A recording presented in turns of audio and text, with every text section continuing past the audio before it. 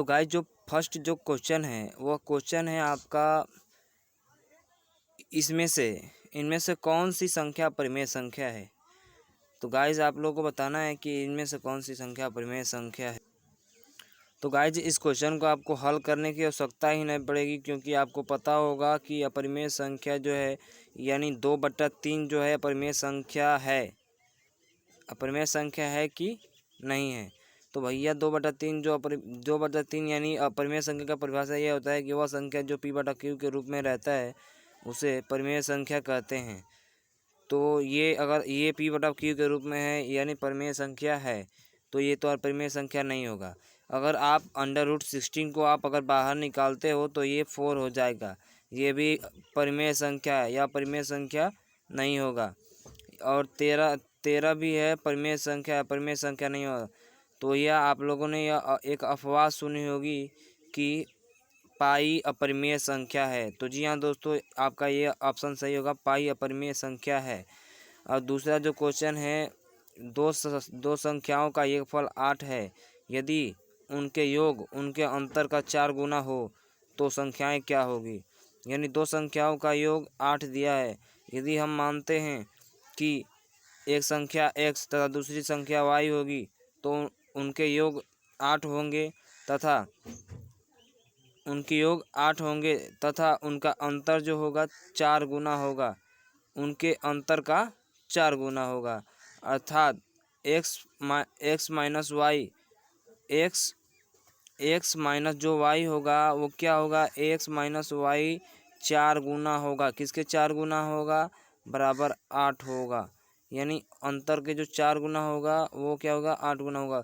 तो इसका जो आंसर होगा दोस्तों, इसका आंसर होगा 3 और 5। जी हाँ दोस्तों, इसका आंसर होगा 3 और 5। तीसरा प्रश्न है, 1 से 50 तक की संख्याओं का योगफल क्या होगा।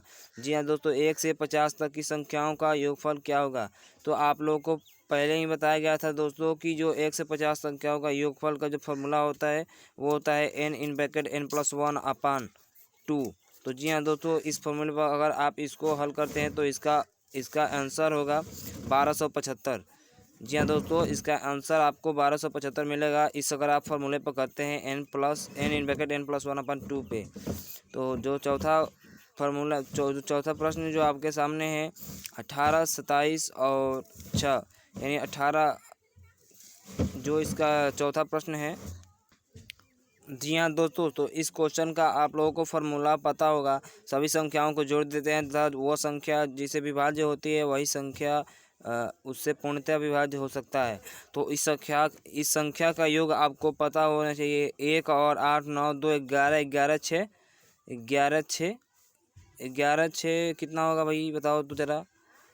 जो 11, 6 होता है 17 होता है, 17, 4, 7, 24 होता है। तो जी हाँ दोस्तों, इसमें जो संख्याएँ हैं 24 है। तो आपको पता होगा कि 24 जो है 8 से भी विभाज्य है, 9 से तो विभाज्य नहीं है, यानी बी ऑप्शन नहीं हो ही नहीं सकता। दोस्तों इनमें से कोई ऑप्शन देखा जाएगा, अगर हो सकता है तो होगा। तो फाइनली दोस्तों आप लोगों को जो ये ऑप्शन होगा 8 और 6 यानी इन दोनों के बीच में जो है आप लोगों को चूज करना है कि कौन सा ऑप्शन होगा। तो दोस्तों यदि 8 का हम टेबल पढ़ते हैं तो यानी 8 का टेबल पढ़ते हैं तभी भी 6 आता है, लेकिन जो इसका ऑप्शन राइट आंसर होगा दोस्तों यह होगा सी, यानी 6 से विभाज्य है। क्यों 6 से विभाज्य दोस्तों, क्योंकि जो इसके लास्ट में 6 है और जोड़ने पे जो संख्या है उससे 6 से वो भी संख्या 6 से विभाज्य हो जा रही है। अगला जो क्वेश्चन है दोस्तों, अगला क्वेश्चन है आपका 2/3 भागे 3/2 गुणे 9/4। जी हाँ दोस्तों, 2/3 भागे 3/2 गुणे 9/4 का मान होगा, यानी जो इसका मान निकालना है दोस्तों। तो जब हम इसका मान निकालेंगे दोस्तों तो इसका मान 2/3 भागे 3/2 यानी जब उसको भाग को जब हल करेंगे तो सरलीकरण के नियम से, तो बॉडमास का जो रूल होता है उसके थ्रू अगर आप इसको हल करते हैं तो दोस्तों इसका मान होगा, यानी इसका मान हो जाएगा 4/9। जी हाँ दोस्तों, 4/9 मल्टीप्लाइड बाय 9/4 का मान क्या होगा दोस्तों, तो 1 होगा। जी हाँ दोस्तों, इसका मान 1 होगा। आप देख सकते हो इसका मान 1 होगा। जो अगला क्वेश्चन है दोस्तों आपके सामने, जो अगला क्वेश्चन है वो है 2 + 2 - 4, 2 + 2 - 4 भागे 2 का मान होगा। जी हाँ दोस्तों, 2 + 2 - 4 भागे 2 का मान क्या होगा आपको बताना है दोस्तों।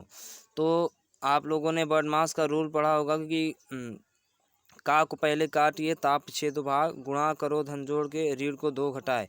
जी हाँ दोस्तों, तो उसी नियम पे इसको लगाना है। बल्कि इसमें तो का को पहले काटिए, यानी इसमें कोष्ट नहीं है, तो आपको इसको कोष्ट को तोड़ना नहीं है। ताप पीछे दो भाग यानी भाग देना है।